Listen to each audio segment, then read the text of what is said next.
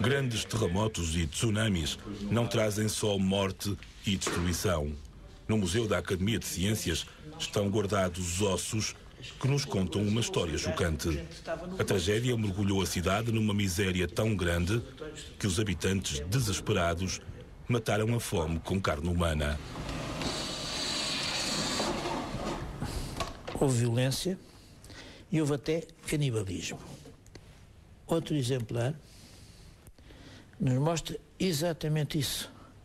Uma sucessão de golpes, e golpes neste caso com um facão ou com uma espada ou qualquer coisa dessas, com um instrumento cortante, mas mais pesado, em que se vê perfeitamente uma sucessão de golpes e golpes paralelos, justamente para procurar descarnar. É como se faz hoje um presunto? O processo basicamente é o mesmo.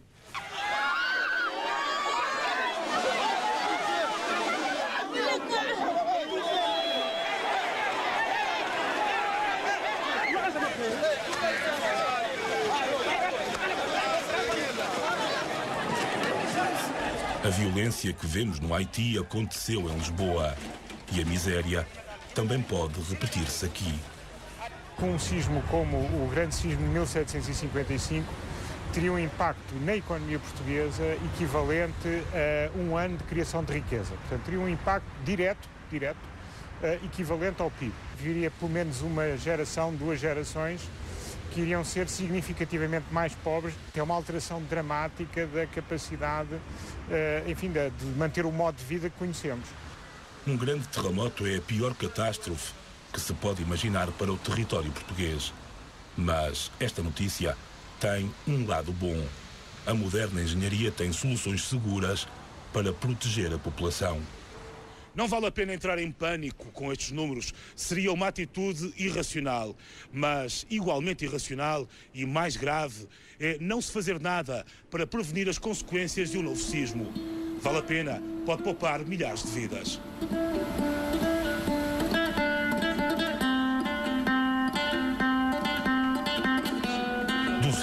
E 55 anos depois, Lisboa está quase esquecida. Mas as ruínas do Convento do Carmo lembram, pelo menos aos turistas, que esta é a cidade destruída pelo grande terremoto. A repetição é inevitável, mas a tragédia pode ser prevenida. A única forma de estarmos prevenidos é construirmos prédios, infraestruturas e tudo o necessário para resistir aos sismos, independentemente da data em que ocorram. O professor garante que se eu construir o meu prédio, aplicando os conhecimentos técnicos atuais... Pode resistir a qualquer sismo plausível que possa ocorrer aqui. Um prédio bem feito na capital do Haiti teria resistido ao sismo. E um prédio bem feito em Lisboa resistiria a um sismo tipo 1755? Resiste a de 1755 ou pior ainda se for preciso. O terremoto de 1755, com uma magnitude de 8,5 a 9, foi dos maiores de sempre. O epicentro localizou-se a sudoeste de Sagres, na falha geológica entre os Açores e Gibraltar, a mais de 270 km de Lisboa. O sismo do Haiti não passou da magnitude 7, mas rebentou muito mais próximo da capital, a cerca de 15 km. Também nas últimas dezenas de quilómetros do Tejo, na grande malha urbana de Santarém a Setúbal, há falhas ativas que poderão a qualquer momento provocar sismos de magnitude semelhante ao do Haiti. Se for um sismo de magnitude 6, numa falha aqui junto a Lisboa, pode causar uns milhares de mortos. Se for um sismo numa falha do Algarve, também pode ser uma situação desse género, não é? Nós devemos estar preparados para sismos de muito menor magnitude, que esses sim são mais frequentes.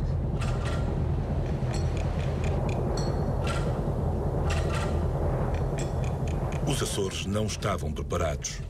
Nossa Senhora da Luz, nossa freguesia, Senhor. No dia 9 de julho de 1998, bastou um sismo de magnitude 5,6, relativamente moderado, para deixar 1.700 desalojados na Ilha do Faial, 9% da população. A maioria teve tempo de sair de casa e fugir para campo aberto, mas isso não seria possível nos bairros de Lisboa com ruas mais estreitas do que a altura dos prédios. 8 pessoas morreram.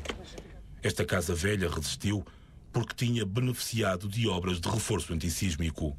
A casa ao lado ficou reduzida a pó.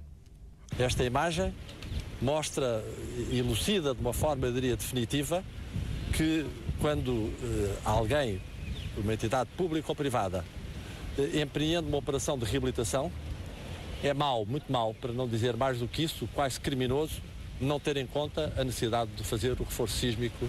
A Assembleia da República, presidida por um açoriano, quando fez obras de remodelação, descobriu que o plenário, em caso de sismo, se transformaria num cemitério.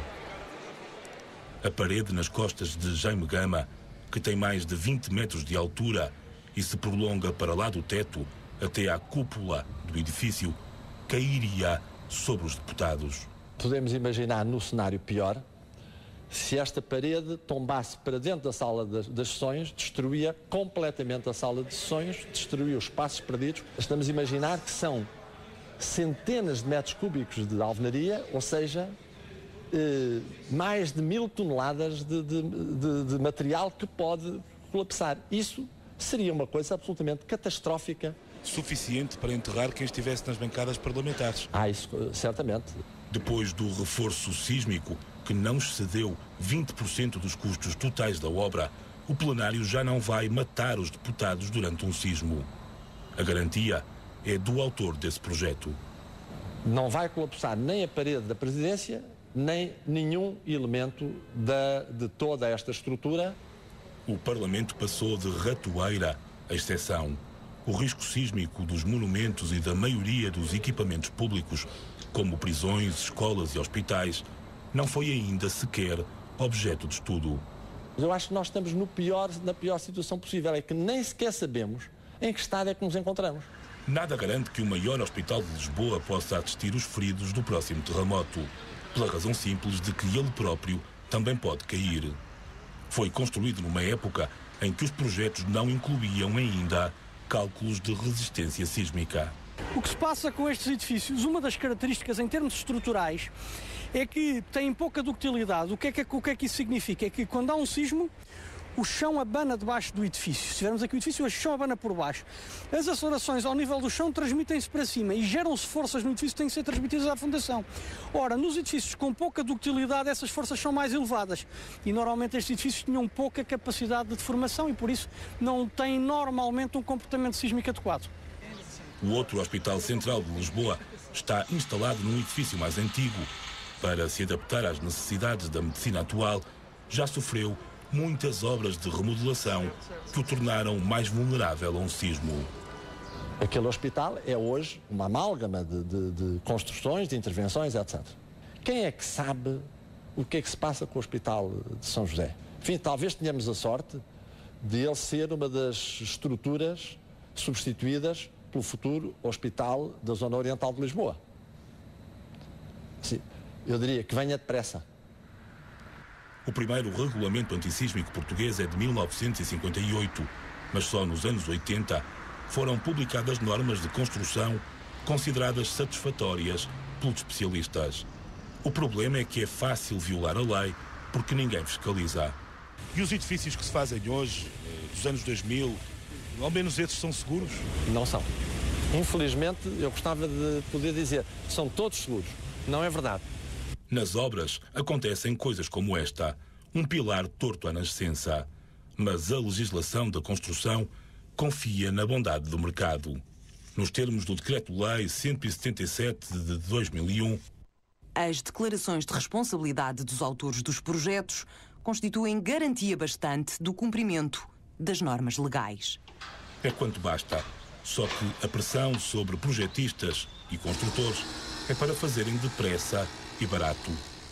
Há projetistas medíocres, há construtores medíocres e fiscalizações medíocres.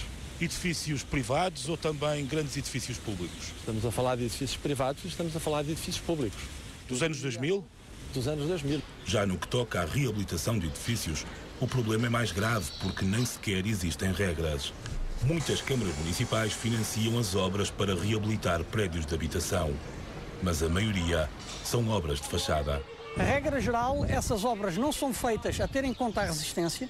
No fundo, o que se faz é uma espécie de peeling ao edifício, fica mais bonito, mas se era um baralho de cartas, continua a ser um baralho de cartas. Isso é um problema porque há pessoas que vão morrer nesses edifícios reabilitados. E ninguém assume a responsabilidade, ou melhor, seria bom saber se os políticos que promoveram essas obras assumem a responsabilidade pela morte dessas pessoas.